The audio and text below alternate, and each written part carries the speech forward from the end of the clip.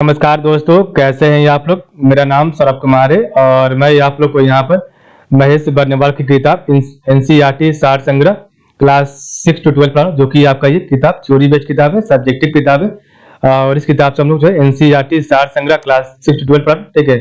तो आज हम पढ़ने जा रहे हैं आपका जो है प्राचीन भारत का इतिहास, ठीक है। और आज हम इसमें चैप्टर में पढ़ेंगे चोल साम्राज्य, ठीक है। तो आज हम यहाँ पर आपका चोल साम्राज्य के बारे में पढ़ेंगे, ठीक है। चैप्टर नंबर 19, ठीक है। तो चलिए स्टार्ट करते हैं चैप्टर नंबर 19 आपका, ठीक है। और इसका पार्ट नंबर है, मतलब कि इसका वीडियो नंबर 1 होगा, पहला वीडियो आएगा चैप्टर नंबर 19 का, ठीक है। तो देखिए आपके सामने अध्याय 19 चैप्टर नंबर 19 चोल साम्राज्य, जो कि आपका 9वीं से लेकर 12वीं शताब्दी तक था, ठीक है। तो आपका चोल साम्राज्य 9वीं से लेकर 12वीं शताब्दी तक था, ठीक है। तो एक मिनट,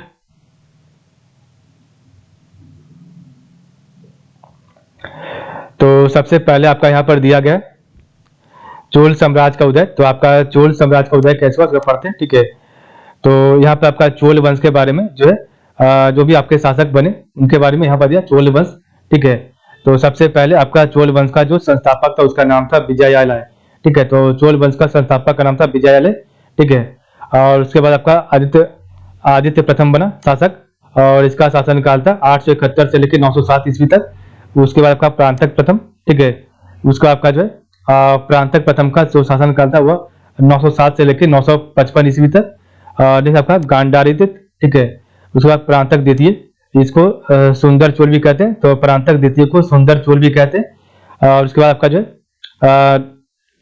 राजा राज प्रथम, ठीक है। तो राजा राज प्रथम, और इसने चूड़ामणि बिहार का निर्माण कराया था, ठीक है। तो राजा राज प्रथम ने चूड़ामणि बिहार का निर्माण करवाया था, ठीक है। नेक्स्ट आपका है राजा राज प्रथम के बाद राजेंद्र प्रथम, और ये चोल झील का इससे निर्माण किया था। तो इसने चोल झील का निर्माण करवाया था राजेंद्र प्रथम ने, ठीक है।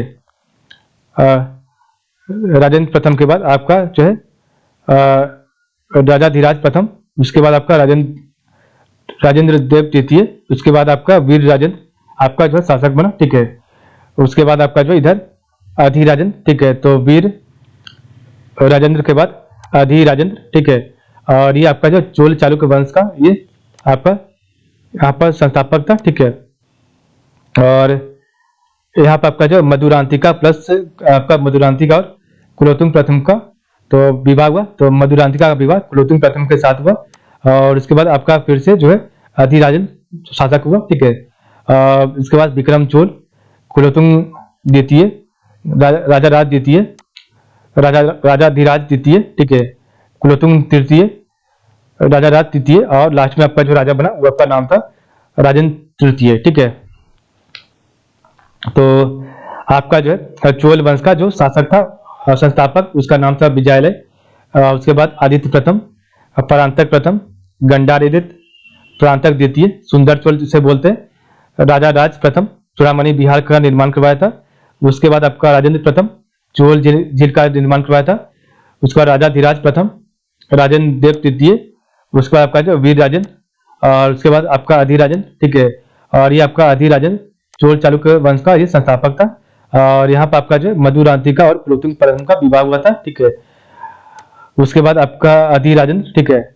और उसके बाद विक्रम चोल, ठीक है। तो विक्रम चोल, कुलोत्तुंग द्वितीय, राजा राज द्वितीय, राजा धीराज द्वितीय, ठीक है। तो कुलोत्तुंग द्वितीय, राजा धीराज द्वितीय, राजा धीराज द्वितीय, ठीक है। और कुलोत्तुंग तृतीय, उसके बाद आपका राजा राज तृतीय, उसके बाद राजेंद्र तृतीय, ठीक है। तो ये आपका कुलोत्तुंग थर्ड, राजा राज थर्ड, और राजेंद्र थर्ड, ठीक है। ये आपका लास्ट में थर्ड है, थर्ड, ठीक है।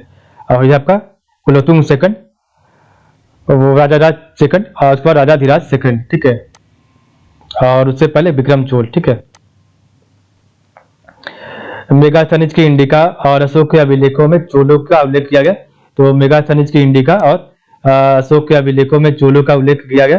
और 9वीं से लेकर 12वीं शताब्दी तक चोल वंश ने तमिलनाडु, आंध्र प्रदेश व कर्नाटक पर शासन किया था, ठीक है। तो मेगास्थनीज की इंडिका और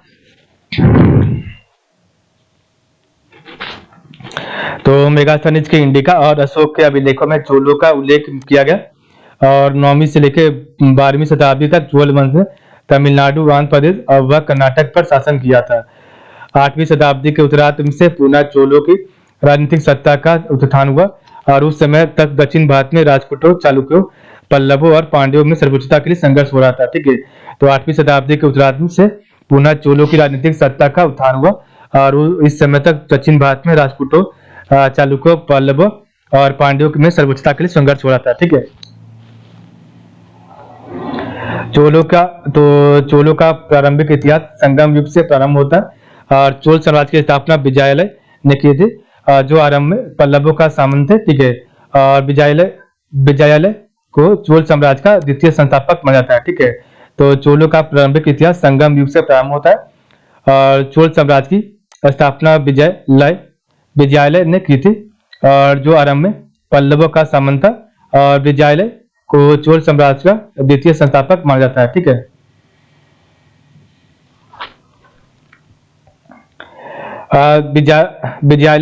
विजयालय ने पांड्य शासकों से तंजावुर को छीनकर उरयूर के स्थान पर तंजौर को अपने राज्य की राजधानी बनाया और विजयालय ने नरकेसरी की उपाधि धारण की थी। ठीक है, तो विजयालय ने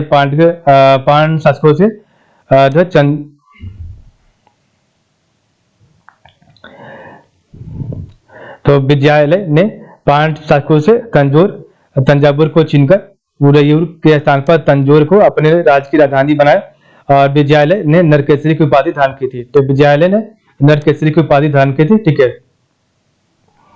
विजयालय का पुत्र एवं उत्तराधिकारी आदित्य प्रथम लगभग 871 से लेकर 907 ईस्वी में चोल सिंहासन पर बैठा और आदित्य प्रथम ने कोदंड राय की उपाधि धारण की थी। ठीक है, तो विजयालय का पुत्र एवं उत्तराधिकारी आदित्य प्रथम लगभग 871 से लेकर 907 ईस्वी में चोल सिंहासन पर बैठा और आदित्य प्रथम ने जो है कोदंड राय की उपाधि धारण की थी। ठीक है, नेक्स्ट आपका है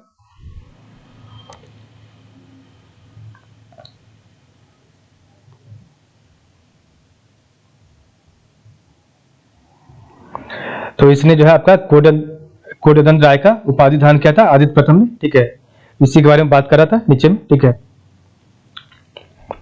उसके बाद आपका शासक जो बना उसका नाम था परांतक प्रथम। ठीक है, तो परांतक प्रथम का शासनकाल जो 907 से लेकर 955 ईस्वी तक था। ठीक है, और आदित्य प्रथम की मृत्यु के बाद उसका पुत्र परांतक प्रथम राजगद्दी पर बैठा और परांतक प्रथम ने मदुरै कोंड की उपाधि धारण की थी। ठीक है, तो आपके परांतक प्रथम ने मदुरै कोंड की उपाधि धारण की थी और तकुल्लम का युद्ध राजपूत शासक कृष्ण तृतीय और परांतक प्रथम के मध्य हुआ जिसमें चोल राजा पराजित हुआ था। ठीक है, तो आपका है तकुल्लम का युद्ध राजपूत शासक कृष्ण तृतीय और परांतक प्रथम के मध्य हुआ था जिसमें चोल राजा पराजित हुए थे। ठीक है, परांतक प्रथम के दरबार में ऋग्वेद का टीकाकार वेंकट माधव का निवास था। ठीक है, तो आपका जो है परांतक प्रथम के दरबार में जो ऋग्वेद का टीकाकार वेंकट माधव का निवास था और सबसे समृद्ध चोल शासक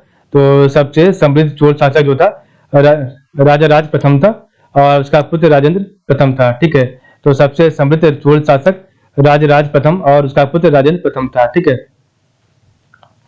तो राज प्रथम 985 से लेके 1014 ईस्वी तक शासन किया। तो राज प्रथम ने 985 से लेकर 1014 ईस्वी तक शासन किया, लगभग 30 वर्ष तक। ठीक है, तो राज प्रथम को अपने पिता के जीवन काल में युवराज नियुक्त कर दिया गया था और इसका वास्तविक नाम अरिमोलीवर्मन था। तो राज प्रथम का जो है वास्तविक नाम अरिमोलीवर्मन था और उसने अपने पितामह परांतक प्रथम तो अपने दादा परांतक प्रथम की लौ व रक्त की नीति का पालन करते हुए राज की उपाधि धारण की थी। ठीक है, तो आपके राज प्रथम ने अपने दादा परांतक प्रथम की लौ व रक्त की नीति का पालन करते हुए राज की उपाधि धारण की थी। ठीक है, और इसका वास्तविक नाम अरिमोलीवर्मन था। ठीक है, ध्यान दीजिएगा, बहुत इंपॉर्टेंट है।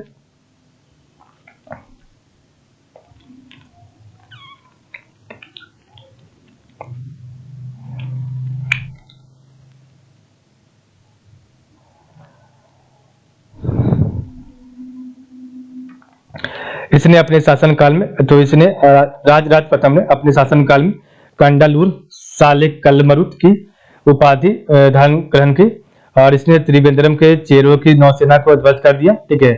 और इसने मदुरै पर भी आक्रमण किया और पांड्य राजा को बंदी बना लिया, ठीक है। तो इसने अपने शासन काल में जो है कांडलूर, सालक मरुत को भी उपाधि ग्रहण की और इसने त्रिवेंद्रम के चेरों, तो त्रिवेंद्रम के चेरों की नौसेना को ध्वस्त कर दिया, ठीक है। किसने? तो राजराज प्रथम ने।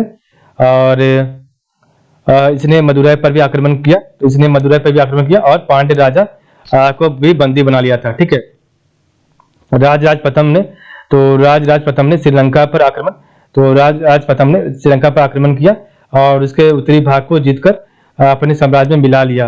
राजराज ने अनुराधपुर के स्थान पर पोलानेरुवा को अपनी राजधानी बनाया तथा इसका नाम जयनाथ मंगलम रखा, ठीक है। और राजराज ने शिवपाद शेखर की उपाधि धारण की और राजराज के नौसैनिक पराक्रम का एक अच्छा उदाहरण मालदीव की विजय भी थी, ठीक है। तो राजराज प्रथम ने श्रीलंका पर आक्रमण किया और उसके उत्तरी भाग को जीतकर अपने साम्राज्य में मिला लिया और राजराज ने अनुराधपुर के स्थान पर पोलानेरुवा को अपनी राजधानी बनाया तथा इसका नाम जयनाथ मंगलम रखा, ठीक है। और राजराज ने शिवपादेशेखर की उपाधि धारण की और राजराज के नौसैनिक पराक्रम का एक अच्छा उदाहरण मालदीव का विजय भी माना जाता है, ठीक है। तो राजराज प्रथम ने जो है आपका शिवपाद शेखर और उसके बाद जो है कांडलूर सालेक कलमरुत की उपाधि और राजराज की उपाधि धारण की थी, ठीक है। बृहदेश्वर मंदिर, तो आपका बृहदेश्वर मंदिर क्या है? तो प्रारंभिक समय में इसका नाम राजराजेश्वर साहिब मंदिर था, तो प्रारंभिक समय में इसका नाम राजराजेश्वर साहिब मंदिर था और इसके बाद इसका नामकरण बृहदेश्वर मंदिर किया गया, ठीक है। इसके बाद इसका नाम जो है नामकरण बृहदेश्वर मंदिर किया गया। तमिलनाडु के तंजावुर, तो तमिलनाडु के तंजौर में स्थित बृहदेश्वर मंदिर पूरी तरह ग्रेनाइट से निर्मित है, ठीक है। और चोल वंश के राजा, तो चोल वंश के राज प्रथम ने इस मंदिर का निर्माण करवाया था, ठीक है। तो चोल वंश के राज प्रथम ने इस मंदिर का निर्माण करवाया था, ठीक है। और यह मंदिर उनके शासनकाल की गरिमा का सबसे उदाहरण है। राजराज प्रथम के शासनकाल में यह मंदिर पूरी तरह बनकर तैयार हुआ और इस मंदिर को यूनेस्को की विश्व धरोहर स्थल घोषित किया गया था, ठीक है। तो प्रारंभिक समय में इसका नाम राजेश्वर साहिब मंदिर था, बृहदेश्वर मंदिर का, ठीक है। और इसके बाद इसका नामकरण बृहदेश्वर मंदिर किया गया। तमिलनाडु के तंजौर में स्थित बृहदेश्वर मंदिर पूरी तरह ग्रेनाइट से निर्मित है और चोल वंश के राजराज प्रथम ने इस मंदिर का निर्माण करवाया था, ठीक है। और यह मंदिर उनके शासनकाल की गरिमा का सर्वश्रेष्ठ उदाहरण है और राजराज प्रथम के शासनकाल में यह मंदिर पूरी तरह बनकर तैयार हुआ और इस मंदिर को यूनेस्को की विश्व धरोहर स्थल घोषित किया गया। नेक्स्ट आपका है तो राजेंद्र प्रथम, तो राजेंद्र प्रथम और इनका शासनकाल 1014 से लेकर 1044 ईस्वी तक था, 30 वर्ष तक, ठीक है। तो राजेंद्र प्रथम 1014 से लेकर 1040 तक, ठीक है, 44 तक। तो राजेंद्र प्रथम ने पांड्य और चेर राज्यों को, तो राजेंद्र प्रथम ने पांड्य और चेर राज्यों का पूर्णतः पराभूत कर अपने साम्राज्य में मिला लिया और श्रीलंका के विजय को परिणति तक पहुंचाते हुए उसने वहां के राजा और रानी के मुकुट व राज चिन्ह को अपने अधिकार में कर लिया, ठीक है। तो श्रीलंका के राजा और रानी के मुकुट व राज चिन्ह को अपने अधिकार में जो है राजेंद्र प्रथम ने कर लिया, ठीक है। और राजेंद्र प्रथम के शासनकाल का एक अत्यंत उल्लेखनीय सैन्य अभियान कलिंग के रास्ते बंगाल पर किया गया आक्रमण था, ठीक है। और इस विजय की स्मृति में राजेंद्र प्रथम ने गंगई गोंड चोल अर्थात गंगा के चोल विजेता की उपाधि धारण की, ठीक है। तो आपका जो बंगाल आक्रमण के विजय की स्मृति में राजेंद्र प्रथम ने गंगई गोंड चोल अर्थात गंगा के चोल विजय की उपाधि धारण की और इसके अतिरिक्त इसके अलावा उसने वीर राजेंद्र मुडी गोंड चोल आदि उपाधि धारण की थी, ठीक, किसने? तो आपके राजेंद्र प्रथम में, ठीक है। तो वीर राजेंद्र और मुडी गोंड चोल इस विजय के उपलक्ष्य में कावेरी के मुहाने पर नई राजधानी बसाई गई तथा उसका नाम गंगई गोंड चोलपुरम अर्थात गंगा के चोल विजेता का नगर रखा गया, ठीक है। तो आपका जो है बंगाल विजय के उपलक्ष्य में इस आपका राजेंद्र प्रथम ने कावेरी के मुहाने पर एक नई राजधानी बसाई तथा इसका नाम गंगई गोंड चोलपुरम अर्थात गंगा के चोल विजेता के नगर रखा। 10वीं शताब्दी में, तो 10वीं सदी में श्री विजय साम्राज्य फिर से शक्तिशाली हो गया। तो 10वीं शताब्दी में श्री विजय जो है आपका साम्राज्य फिर से शक्तिशाली हो गया और अब उसमें मलय, प्रायद्वीप, सुमात्रा, जावा और आसपास के द्वीप शामिल थे। इस साम्राज्य पर शैलेंद्र राजवंश का शासन था। ठीक है, तो इस साम्राज्य पर शैलेंद्र राजवंश का शासन था और शैलेंद्र शासक बौद्ध थे तथा चोलों के साथ उनके मधुर संबंध थे। शैलेंद्र शासक ने नागपट्टनम में एक बौद्ध विहार भी बनवाया था और इनके अनुरोध पर राजेंद्र प्रथम ने इस विहार के व्यय के लिए एक गांव दान में दिया था। ठीक है, तो 10वीं सदी में श्री विजय साम्राज्य फिर से शक्तिशाली हो गया और अब उसमें मलाया, प्रायद्वीप, सुमात्रा, जावा और आसपास के द्वीप शामिल थे और इस साम्राज्य पर शैलेंद्र राजवंश का शासन था। ठीक है,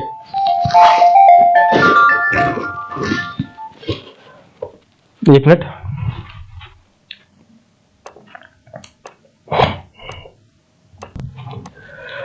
तो 10वीं शताब्दी में श्री विजय साम्राज्य फिर से शक्तिशाली हो गया। अब उसी मलय, प्रायद्वीप, सुमात्रा, जावा और आसपास के द्वीप शामिल थे और इस साम्राज्य पर शैलेंद्र राजवंश का शासन था और शैलेंद्र शासक बौद्ध थे तथा चोलों के साथ उनके मधुर संबंध थे और शैलेंद्र शासक ने नागपट्टनम में एक बौद्ध विहार भी बनवाया था और इनके अनुरोध पर राजेंद्र प्रथम ने इस विहार के व्यय के लिए एक गांव दान में दिया था। ठीक है,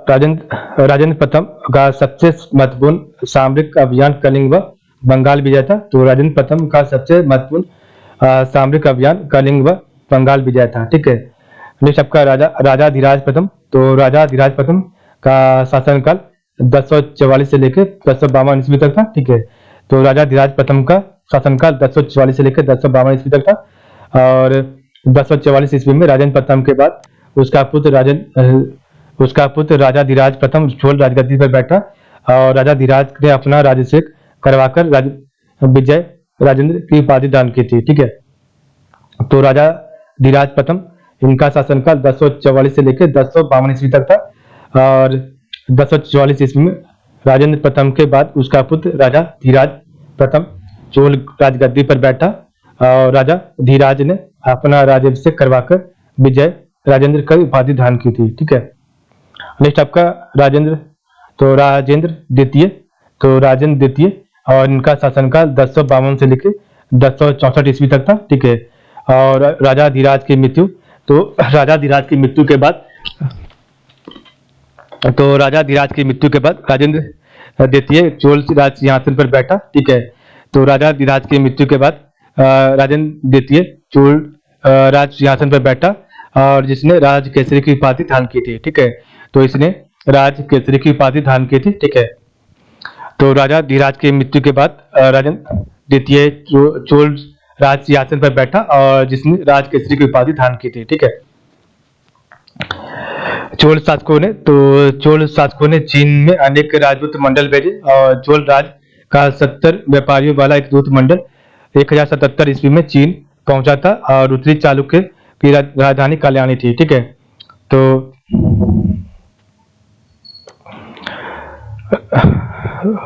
राजाधिराज प्रथम के बाद आपका जो शासक बना था उनका नाम था राजेंद्र द्वितीय। ठीक है, और राजेंद्र द्वितीय ने राज केसरी की उपाधि धारण की थी। चोल शासकों ने चीन में अनेक राजदूत मंडल भेजे और चोल राज का 70 व्यापारियों वाला एक दूत मंडल 1077 ईस्वी में चीन पहुंचा था और उत्तरी चालुक्यों की राजधानी कल्याणी थी। ठीक है, बेंगी रॉयल सीमा, तुंगभद्रा दोआब और उत्तर पश्चिम कर्नाटक में गंग देश पर प्रभुत्व स्थापित करना चोल और उत्तरी चालुक्यों के बीच के संघर्ष का कारण था। ठीक है, तो बेंगी रॉयल सीमा, तुंगभद्रा दोआब और उत्तर पश्चिम कर्नाटक में गंग देश पर प्रभुत्व स्थापित करना चोलों और उत्तरी चालुक्यों के बीच संघर्ष के कारण था। ठीक है,